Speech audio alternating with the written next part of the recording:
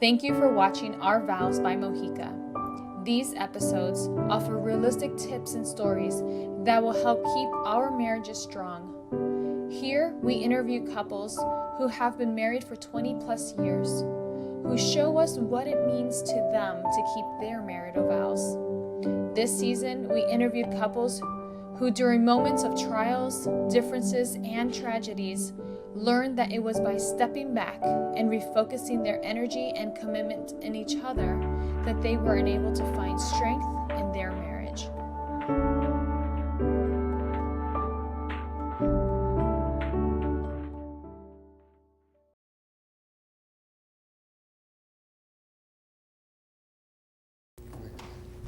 Well, my name is Renee Fagan, and I own a wedding cake business called Baked Expressions Custom Wedding Cakes.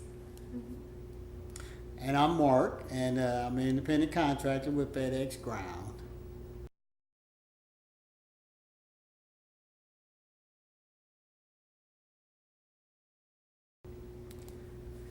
Well, I mean, we do everything together, and that helps us, I think. So when I'm not working, I'm with her. So we, like I said, we just do everything together.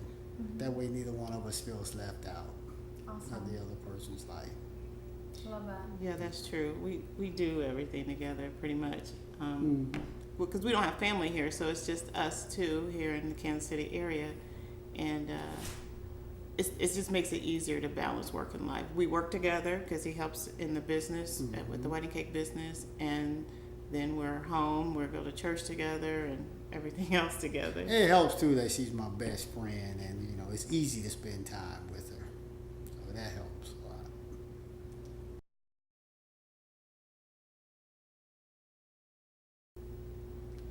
Go ahead, babe. We met through a mutual friend. I saw her actually playing basketball. Can you believe it? And so I was attracted to her right away, but like I said earlier, she wasn't attracted to me. But we had a mutual friend that introduced us. And see, I'm 5 years younger than Mark, so when he saw me playing basketball, I'm like in high school, still playing basketball my senior year, and actually, I think the first time we saw each other and spoke, it was after a game, after one of my games, and my friend was like, "Renee, there's someone I want you to meet," and I was not interested at all because he's 5 years older, and I'm like, what does this grown man want with me, And I'm like in high school doing my thing and trying to finish, my senior year. So that was the very first time That we was the met. very first time. But 31 years later, here we are. So Well, actually, we met that day, and then some time went by. Yes, a lot, like a whole year, and I didn't want to have anything to do with him because I thought he was just too much older than me, or was it? And then about a year later, Maybe closer to 2 years. yeah. later. But then I got a little grown, and I saw him again, and then I was like, okay, he was still interested, so. It was like meeting all over again.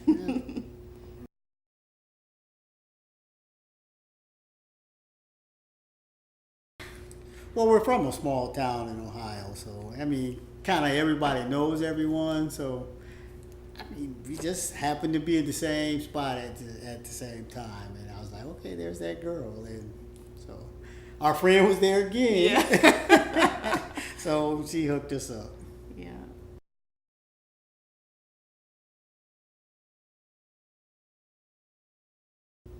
Ooh, wow. I don't know that it was love at first sight Yeah, I or don't- anything like that. I think it was just something that we grew into. But I was 5 years older, but I was still young as well. I was in my 20s as well. So I don't know that I loved her right away, but No, I don't. I can't say that I fell in love right away. It was probably more infatuation than anything. Right. Because we got married when I was 20 years old. So, I was right out of high Right. school, and Mark took me to my prom, and so, Right. I had a boyfriend, so to speak. That was, Right. it. He was older, and I can't say that we kind of fell in love, love at first sight. and It I didn't can't even happen really that way. tell you when I actually, that moment that I knew I was in love, I don't know that I actually can pinpoint that. I just knew at that point that she was the person for me. He knew that, but I didn't, because I mean I was still so young, and you know I didn't have really big plans or anything out of school, and he was just my boyfriend. That sounds funny, but That's true, though. I mean, yeah. one thing led to another, and here we are. Yeah.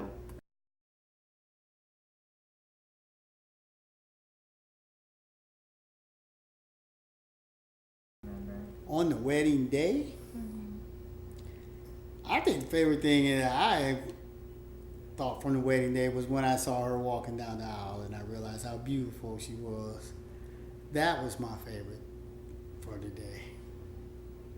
I don't have a favorite, but I have something I'll never forget, and that's when he saw me. And when I saw him, he's not a person that perspires a lot.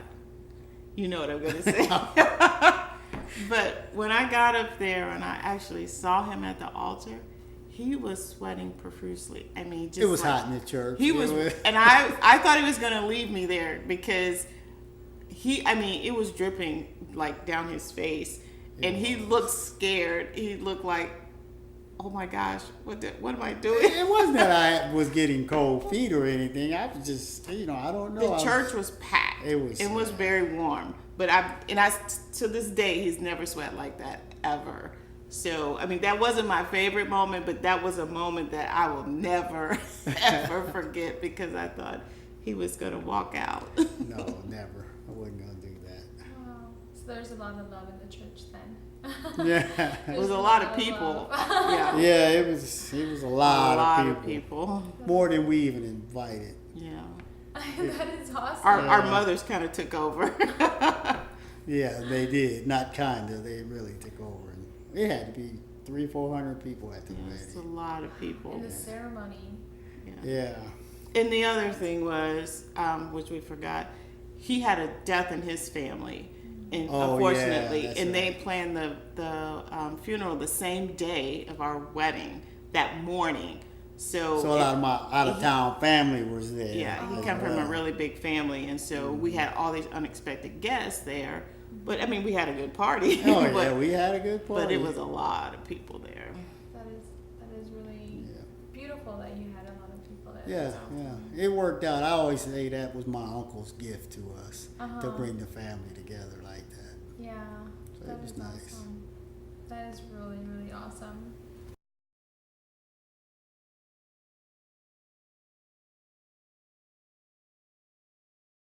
That kind of I didn't even think about any of that stuff. I don't. Me either. It is odd that we're in the wedding industry today, Mm-hmm. because so little went into our wedding. I mean, it Yeah, was that's- like we planned it, but we didn't plan it. We didn't do like what all these people are doing today. Well, granted, that was 30 years ago. There wasn't as much planning going into weddings back then either. Nothing like it is today. So we didn't. It wasn't. I don't even remember who did the flowers, or I don't even know if I have fresh or. Oh, boy, I never. No, I did. I didn't have fresh. I remember a lady who made the bouquets and stuff. But yeah, it really wasn't about all that hoopla. It may have been for our mothers, but it wasn't for I us. think they were more into it than we were. Yeah.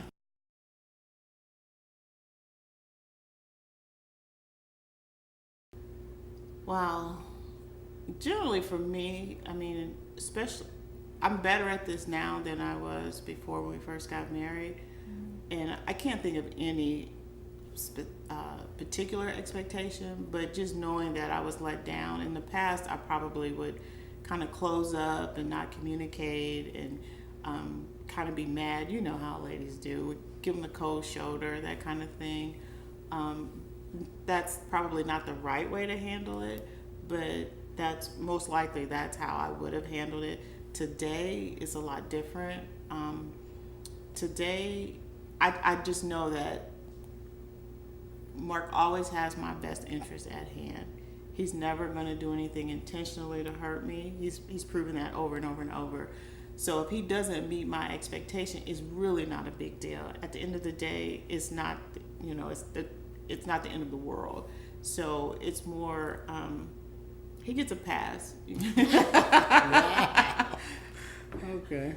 Well, to really be honest with you, I can't really think of a time where she hasn't met my expectations. I mean, Oh, I'm not saying that she's perfect. Nobody's perfect, but for the most part, she's hasn't let me down.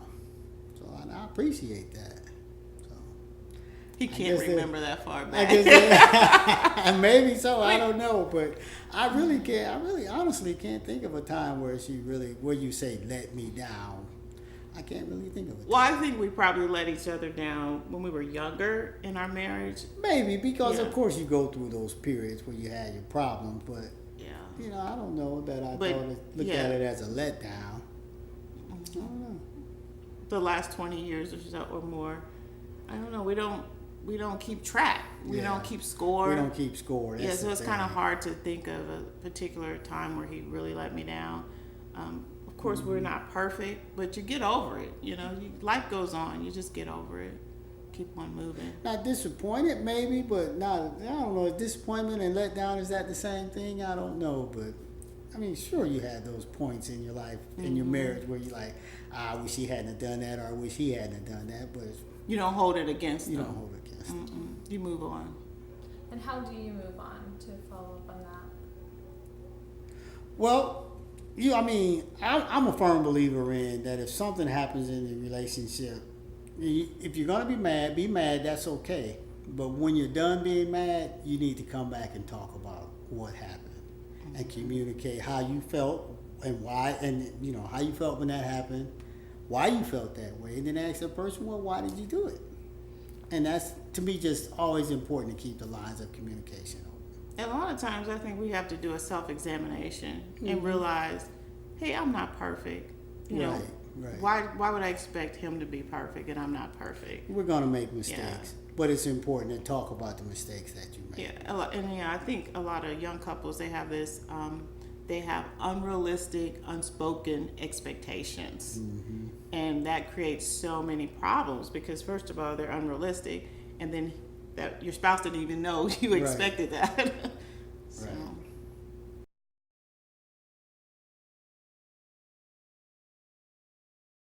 You're not gonna walk out and quit your job when Because something goes wrong. because something goes wrong. Yeah. You're not gonna yell and scream at your boss. Right. You're not gonna walk out. And how can you, respect your boss and not respect your spouse, or respect your pastor and go, bend over backwards for that person and not your spouse? And who is more important? And we put our jobs way up here, but we put our marriages here sometimes, and that shouldn't be. So when you start talking about expectations, the same way you would handle it at work is the same way you should handle Right. it at home. You're not just going to fly off you're just not going to fly off the handle at work. So why would you do that at home? Because this expectations is everywhere. I mean, not just in the marriage, and so you're gonna fall short in life. So how do you handle that? You just keep moving. Right. You just don't act. The same way you would act out in the street is the same way you should act at home. or if not better at Yeah, home. yeah. Because this is the person that loves you, who has your back, who's always fighting for you. He's in my corner. So I'm going to show him more love and respect than I would my boss. And I'm going to show my boss respect because I don't want to get 'Cause you're right, fired. you don't want to lose your job. You don't wanna but lose your you'll job. lose your marriage because something went wrong. It doesn't make sense. That's backwards.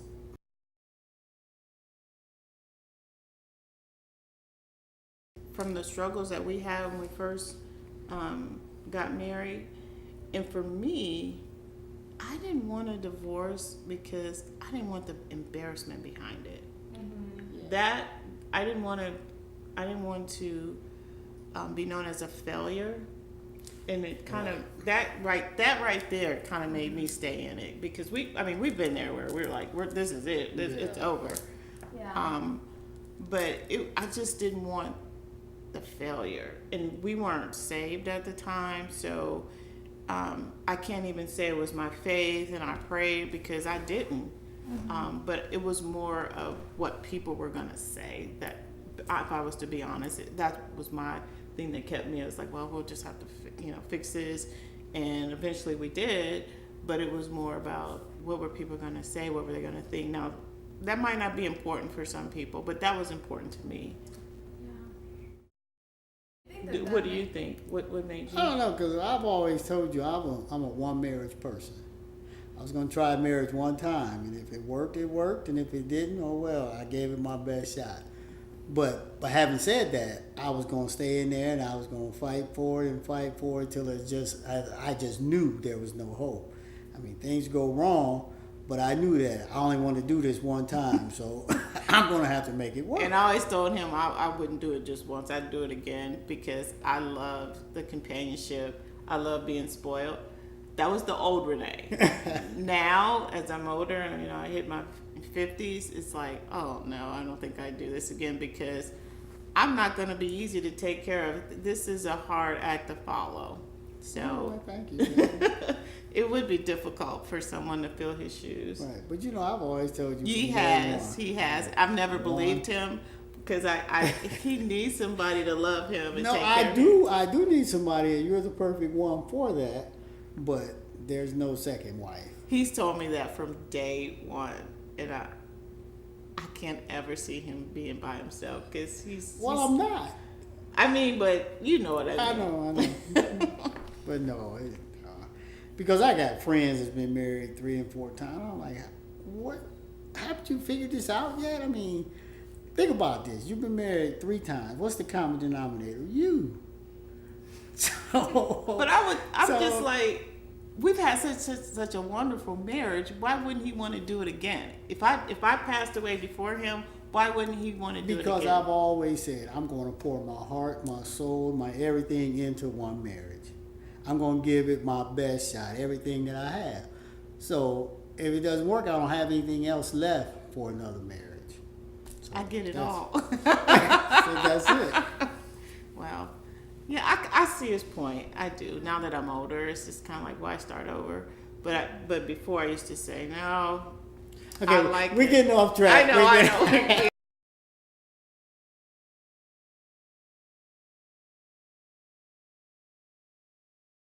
The most cherished moments, though, are the birth of our children. I would agree. And seeing the family expand. We have 8 grandkids, and the last one, we were there for his birth.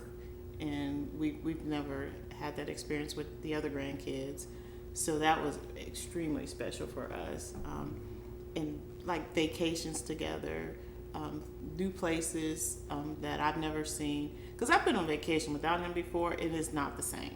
I want to experience new things with him, so vacations for sure, and our kids. I would agree. The birth of the kids for sure.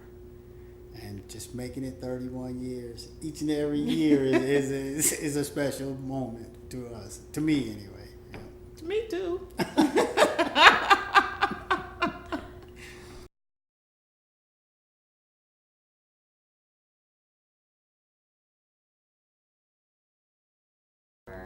Well, like I said earlier, I'm going to put everything that I have into this marriage. It's something that when I was single, I've said I'm getting married at 25, which I was 25 when we got married. I didn't know that. Yeah, and then like I said, I don't want to be that person that's divorced 3 or 4 times. I just want to make it work. And it's nothing that I dreamed of as a child. I just knew that when I asked this lady to marry me, I was going to put everything I had into it. So, and I didn't want to do it again. That's all. Just didn't want to do it twice. Sounds like your surroundings may have influenced. Well, my parents were married for over 40 years. Now, granted, they didn't have the best relationship, but they were still married for 40 years until my mom passed away. So that probably shaped my image of what a marriage should be as well. So yeah, I would say my environment. And you said something about seeing other people get divorced. You just knew that wasn't for Right, you. I just knew that wasn't for me. I mean, I had cousins that got divorced after 25 years of marriage, and it's like, what? Your kids are grown. Why are you divorcing at this point? So lets me think that, well, maybe something was wrong all along in the marriage, and now it just came to a boiling point. But no, as far as doing it one time, I guess my parents surrounding the way I was brought up, I just knew that I didn't want to do it more than once. is really cool. It shows that you don't want to give up when No. when And like you I said, hit I'm gonna pour obstacles. everything that I got into this marriage. So by the time if it does fall apart, It I ain't, don't. what do you mean? No, I'm just saying not now at this point. Not now at this point, but when we There's no way he getting away from me now. but when we first got married, and that's not to say that I didn't make mistakes and I didn't do some damage in the marriage, because I did. But I still knew that I was gonna pour everything. I always knew that once we got married, I loved her from day one. Once we've been married, so I knew that I'm gonna pour it all into her. And if something happens, I won't have anything left to give anybody else. So And that's why I say I used to say I could get married again, because he gives his all to me. I mean, he just like in the Bible it says, "Love your wife like Christ loved the church." That's And I do. exactly how he loves me. And so if he passed before me, why wouldn't I want that again? And I used to feel that way. He said, "Oh, I'm just getting married one time." I was like, "Babe, not me. I'm telling you right now, I would do it again. I don't want to be by myself. I love being married. I really do. I love it. I hate when people get divorced, because it's like, how come they couldn't work it out? We've had our problems, but you gotta fight for your marriage. well, marriage, when you take them vows, you say till death do us part. You don't say till I'm fed up and I want to walk out. But You don't say I've that. been there. I understand it. I understand how people can get to that point. Sure. But it takes, like when we were to that point, he was the one. He was the one fighting for our marriage. I'm like, I'm out of here. This is it. I can't deal with this. But he was the one that Wasn't he willing to did. give up. He wasn't. And if it wasn't for him, we probably wouldn't have a family. We wouldn't be married as long as we have. So again, now looking back at it, it was you poured Because- yourself into because it. I had that mentality. I'm doing this one time, and I'm just not gonna give up because we just not agreeing at this point. And see, I didn't. Cause like I said, I got married at 20, and I was just just in it.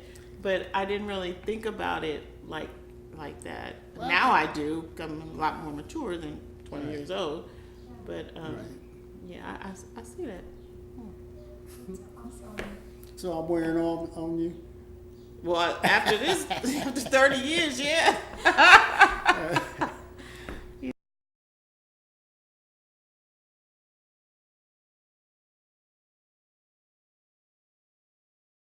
Earlier, I'm a firm believer in keeping the lines of communications. I have to remember that this is the woman that I love. So if I messed up, I have to swallow my pride, suck it up, and say I'm sorry, and talk about what happened. And I think that's the biggest thing in a marriage.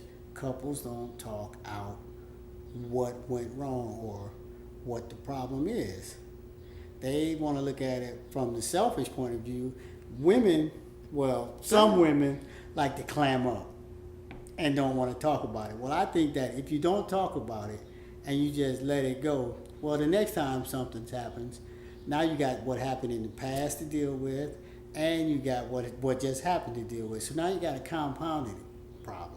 So it's best, in my opinion, to just be mad, like I said earlier, be mad, have your tantrum or whatever you need to do, but don't forget to come back and talk about what happened. I wasn't always like that though. I mean, even I think, But I was. yeah, he's always wanted to talk. I don't want to talk.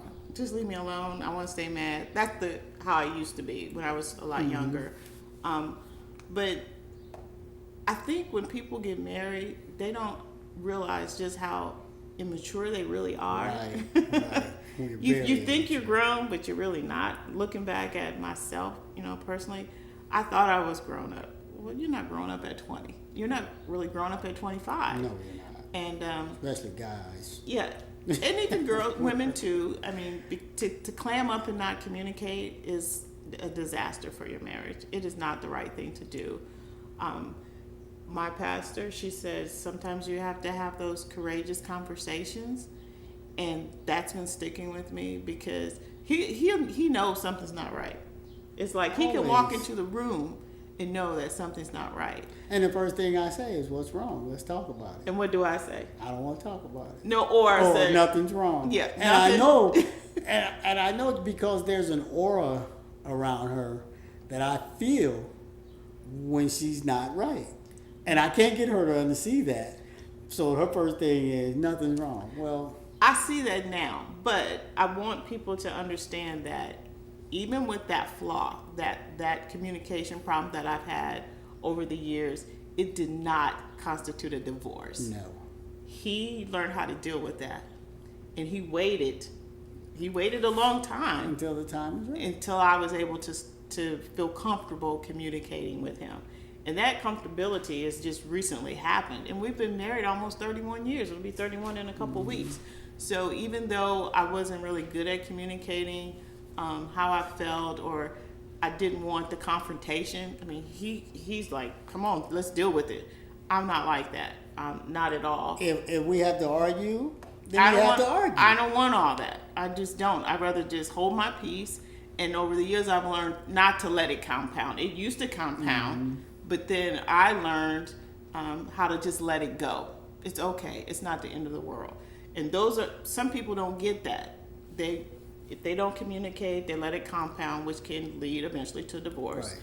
Or the spouse or the person that does want to communicate will be upset. They don't know how to just let that go. Also, you just have to let things go. I mean, it's just how it is. You can't just find a reason to divorce over the littlest things. Right. Because I feel like if you don't talk about whatever happened, then your next argument really is not about what just happened. You're arguing about what happened that you didn't talk about. I used to do that. I don't. No, I'm not. anymore. Yeah, but that's usually what tends to happen. That's true. It could be the smallest, minute thing, and you blow up when it's really not even about that. It's about what you done let fester in your heart. And for you so don't long. realize it. But remember, you're mature. You're immature. You don't realize it. Yeah. You don't see that. You don't see that stuff. You don't see that. Really, I'm upset because he didn't help me get the groceries out the car. Mm-hmm. Now it's something else. It's just. Really, I'm not upset because he didn't help me get the groceries out. I'm upset because he said this last week. Yeah. That's what I'm really upset about.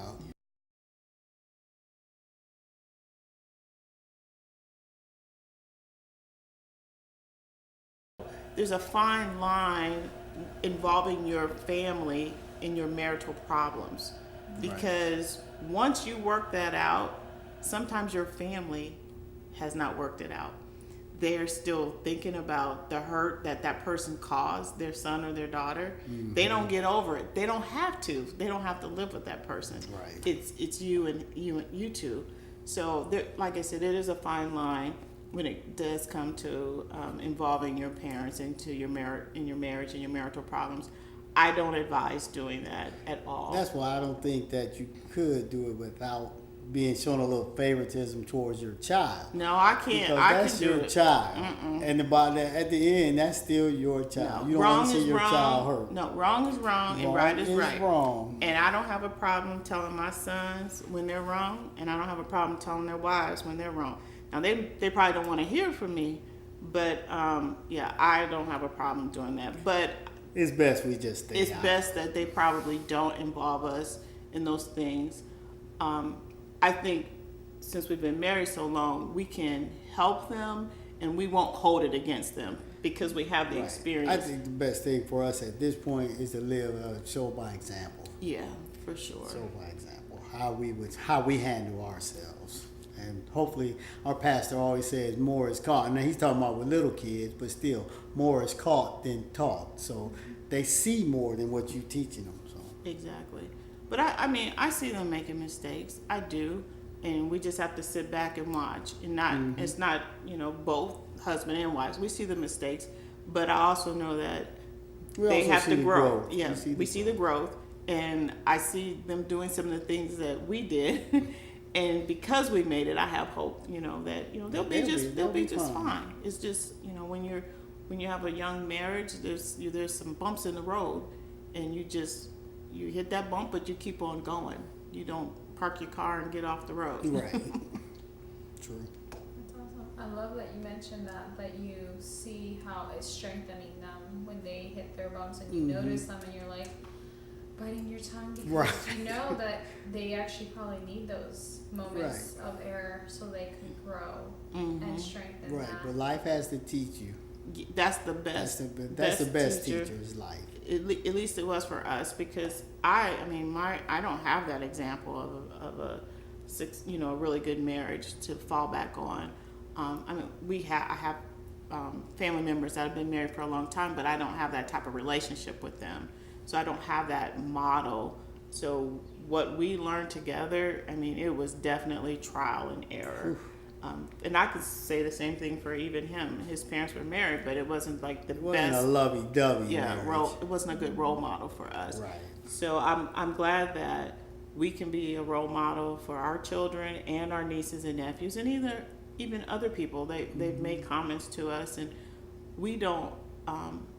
We would love to give advice to other young couples, because we've experienced a lot. Yeah, and there's just.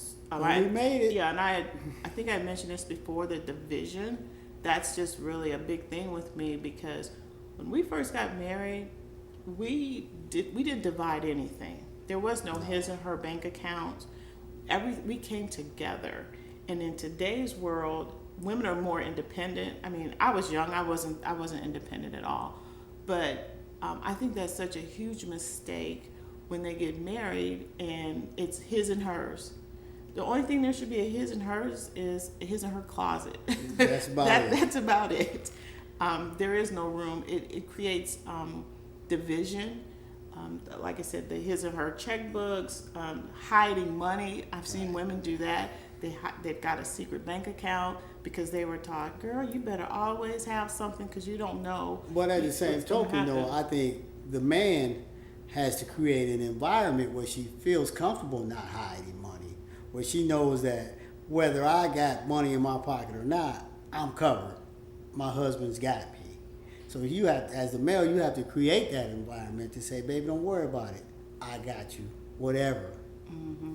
So Yeah, and when we got married, he had his debt, I had my debt, but we didn't. now we got our debt. yeah, and that's how it should be. Yeah. We didn't start our marriage saying, okay, we This have is jobs. yours. This is, you take care of this debt, yours, and No, and we- I'll take care of mine. We came together From and day worked one. to get rid of that debt together. From day one. And couples don't do that today. Young couples, because a lot of times they have debt from college or credit cards, things that they didn't use their money wisely, or they made some bad decisions. And yes, you need to know those type of things about the person that you want to spend the rest of your life with. But if you decide to spend the rest of your life with, their debt is your debt. Don't think that it's not. I know when we first got married, remember first time we did our income tax together, they took my money because he owed. I didn't like that, but that's just part of it. That's the way it goes. And you know what? As I learned from that, we're helping each other. We're growing together. I needed him. He needed me. You can't get ahead. It's all one Right. pot. That's all a part of being Mr. and Mrs. Yeah. Whatever is taken out of the house for him, that affects me. Right. And vice versa. So you put everything together. Money causes a lot of divorces, but I think it's because they want to keep everything so separate. It's all one. Right. And a lot of people, I think you can have more together than you can separately. Most you definitely. combine, okay, some couples, well, this is her car, she pays her car note or whatever. Okay, let's just say you got $100, I got $100. Let's sit over here, we both got $100, but we put it together, now we got $200, we can do a little bit more with it. That's what I think about it. It's just the whole concept of division. That just doesn't work with me. I've never liked that, and I've always told my kids before they were married, when you get married, you do everything together. You put your money Everything. together. That was like the first thing and I hope they're doing that. I don't know, but I hope that they are, that they came together, debt, assets, everything. It's one now. You're one. joined together. It's one. That to me is important.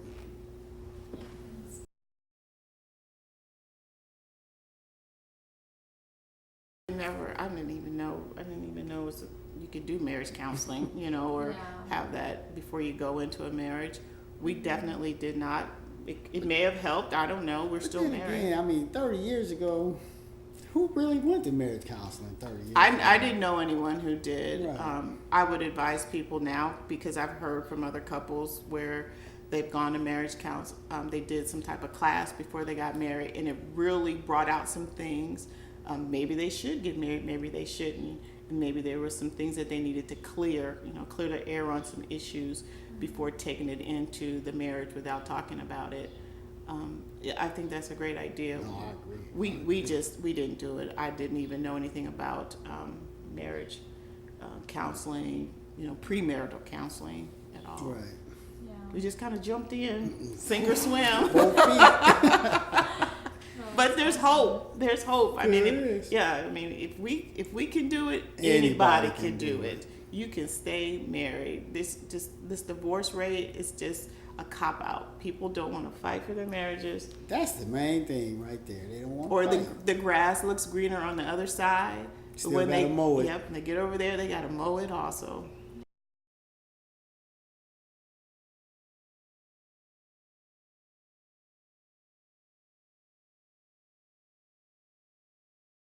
I feel like that when she's dressed up, like we're going out or maybe going to church and she really dresses up. Some people say clean up, but when she's really dressed up and has her makeup and everything going, I realize how beautiful she is, and I'm like, wow. You told me I was beautiful without my makeup. Well, you are. That you are. But makeup seems to add that extra little oomph. Is that a word? Oomph. But anyway.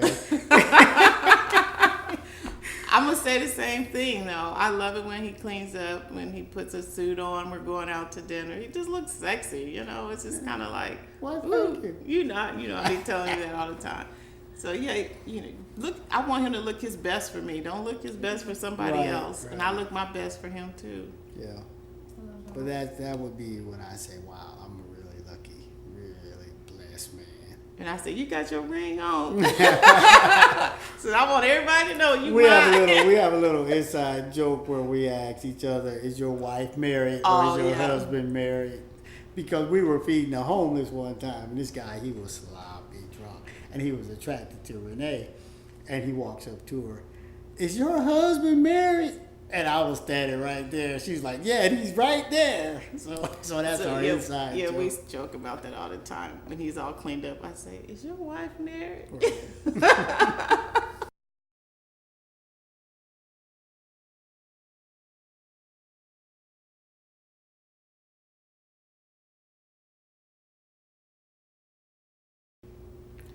Go ahead. Go ahead.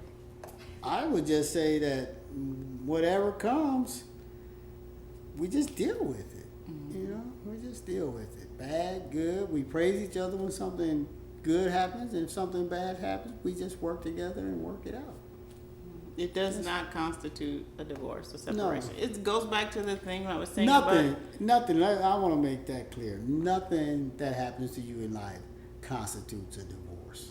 Well, I don't know about that. I'd say any situation can be worked out. Because there's That's my forgiveness. opinion. There's forgiveness. Yeah. Any Yeah. situation can be worked out. Yeah. There is forgiveness.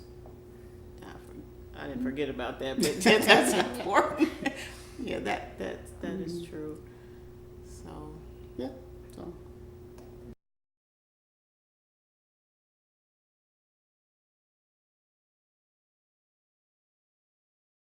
Things happen. I mean, you could say that now, but you didn't used to say that when you were younger. Sure I did. Oh my gosh. Okay, our kids would not agree with that. Okay. Patience. Okay. Oh, it's coming back to them. No, go ahead. No, I mean, things happen. Once you experience something bad, the next time is not. When it's time to experience something again that's not so great, you don't react like you did before. So I think it's growth. We don't fly off the handle like we used to. I have a lot more patience with my grandchildren now. I have a lot more patience with our kids. Life happens. Yeah, life happens. I think it's more of a level of maturity, and as you get older, you grow, and you should be growing in the right way. Yeah, I think when we were younger, we did fly off the handle. Well, because when you're young, I think you expect everything to be perfect. I mean, life is just great, you know. We just flying through life, and then when something unexpected does happen, you really don't know how to deal with it because you haven't thought about, well, this could happen, that could happen. So when it happens, you just have to buckle down and deal with the situation. So, That's perfect. That's true. That kind of goes back to how you just how it strengthens you mm-hmm. when you do encounter those situations, and each and every one of those moments that you were upset with each other or something, Right. it kind of like strengthens you Right. to becoming a better person, and it doesn't bother you anymore. Right. If things don't bother you, it's just kind of like like I was talking about your job. When you find that job that you want to retire from, you do everything you can to stay employed. You don't fly off at the handle. You don't show up late. You give 100%. So when you find that spouse that you want to retire with, to death do you part, it's no different. It's no different. It really isn't. There's going to be bumps in the road, but you don't give up. You don't walk out. You don't quit. You don't start yelling. Most people don't yell and scream at their bosses. Right. Most people don't yell and scream at their pastors. So why would I treat my boss, like I said before, or my pastor better than I treat my husband? Right. That's not going to happen. It's kind of like what they say. What is it? Anything that don't kill you make you stronger. So yeah, if it doesn't kill you, then you should learn from it and grow. Yeah, just dig in. I mean, stop. Don't give up. That is the main thing. Just don't give up. It can work. It may seem like, oh my gosh, I cannot do this, but I promise you, if you hang in there, life will get better. It will. You will love each other. He calls me all the time. I call him. We just enjoy each other, and people want everything instant. It takes time. It took us years to get here. I mean, it wasn't a struggle the whole 30 years, no. But it was a struggle at first. But First 5 to 7 years. Yeah, it was a anyway. struggle at first. But, I mean, we're different. We've got two different people, two different backgrounds, two different likes. You just have to get used to it. It's just like your job. You don't quit. You need coming that back job. to that, yeah. There's benefits. There's benefits. The benefits are, are our children. Right. It was the life that we spent together. We enjoy each other. I love this man. I mean, I truly love being married to him. I love being married, and I think that if people will just fight and not just give up, they can have the same enjoyment that we have. I think it's cool just to have a constant companionship. You got somebody here all the time. You can talk to. It's your best friend. You got good times with. You're going to have bad times, but she's here. And we still get on each other's nerves, but it ain't the end of the world. Right. We do. I mean, because we're not perfect. Right. He gets on my nerves, I get on his. Get on your nerves. You know you do. And here I thought I was doing good. You are, but still, it could be the mood that I'm in. It may not even be him. It could be my mood. Right. And so, that's when you go back and do a self-evaluation. Look at yourself. And, I'm not perfect, so I can't expect him to be.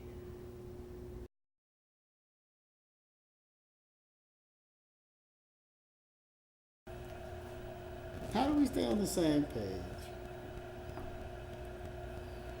You go ahead. No, you go ahead. So I'll piggyback off you. How do we stay on the same? So we'll stay on the same page that way. Oh, good one. Good one. I don't know. I'm going to have to think about that one. You mean like stay focused? We're always together. I think that's the thing. We're always together. We talk about everything. Everything. So it's not. I don't even know if that we consider it staying on the same page. We know what we like as a team, and if something's not what we like, we adjust and make it what we like.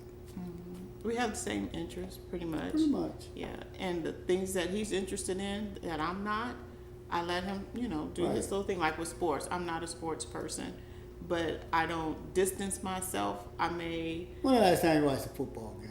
Okay, I will sit down with him, She but will. I'll fall asleep. But I'm with him. Okay, I'm not Right. interested. I'm not going to call any plays or things like that. Goodness. No, I'm not going to call any plays. But we do so much together. Yeah. I mean, it's kind of like you don't think about it. I mean, and that's what I'm saying. When you don't give up, that's what longevity comes does. natural. Yeah, that's what longevity does. It just comes natural. You are on the same page. Right. It's just you know what you like and what you don't like. So you don't try to you know what she likes and don't like. So you try to stay away from the things that other person don't like. Exactly.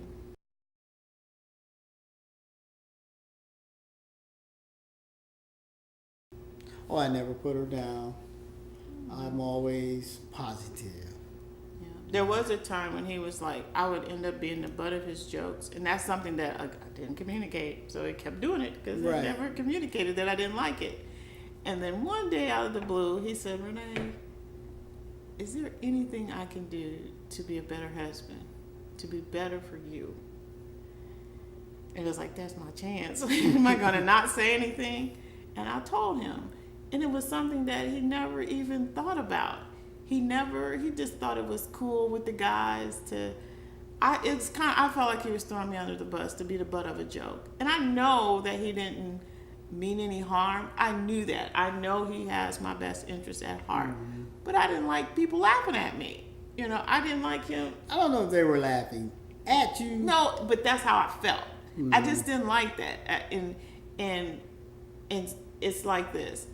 It doesn't matter. I didn't like it. Right. Just hear that part. I don't like that. So forget about your feelings. If you're here to please me and I'm here to please you, I'm telling you something I did not like. Please don't do it anymore. So, and he didn't. He didn't. So that's why I say you know what that person like and you know what they do like. So you stay away from what they don't That's like. part of respecting, being respectful to the other person.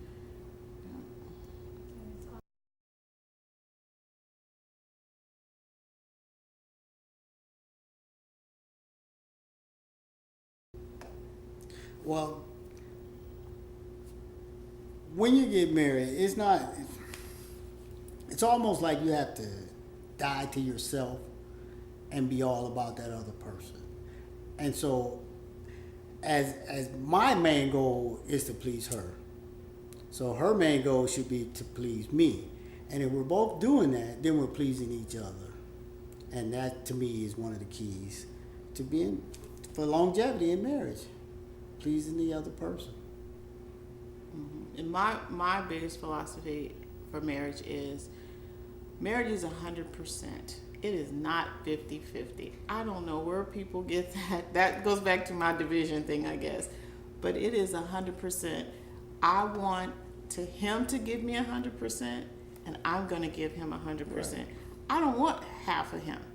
I don't want him to thing. put half an effort, 50% into our marriage. Who wants 50%? So to me, my philosophy is it's 100. Give 100% of yourself, both of you. You cannot fail at that. You're only going to fail if you're giving less than.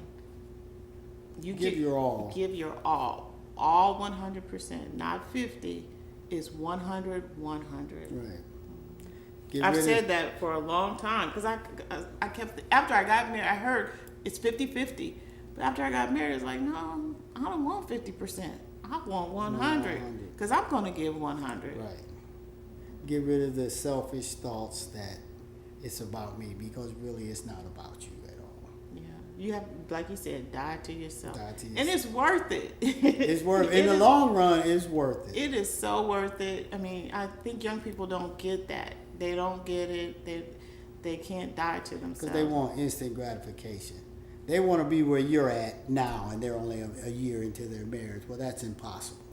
And that's why I don't mind sharing like our mistakes and the things that went wrong, the things that I've done that wasn't right. I don't mind sharing that because I want someone to learn from that. I'd rather put myself out there than have someone's marriage fail. I'd rather just, if people can ask us anything, we're pretty much We're open. open. We're pretty, we've talked about things. It's okay to share this. It's okay to share that. We are open. We're an open book. Because we want to help. Yeah, we do. We're just so tired of seeing young people get divorced, or I'm tired of seeing women disrespect their husbands. Not being submissive, like that's a bad thing. It is not. Being submissive, it is a good thing. It's scriptural, first of all, so you can't go wrong with that. But I see so many young women who disrespect their husbands, and they don't even know. And maybe it's because they don't have that role model, or they've never talked about it. But I forget what I was saying. But what was I saying? Being submissive. Yeah, I mean, I just think they should be more submissive, and I think I do a pretty good job of that. Not that I'm bragging or anything, but yeah, I love him, and so I do want to submit to him. Mm-hmm. I mean, in the end, what is it going to cost you to hang in there and stick it out? I mean, what is it going to cost? If happiness is at the end, don't you want to be happy? Just forgive and forget. Is it worth that effort? Yes, it's worth that effort to be happy in your marriage. Because you can forgive. You may forgive. think you can't, but you can forgive, and you can go on. God can heal a broken heart. He can heal all kind of problems that you have. Sometimes it's just us being selfish and holding on to those things and not letting go.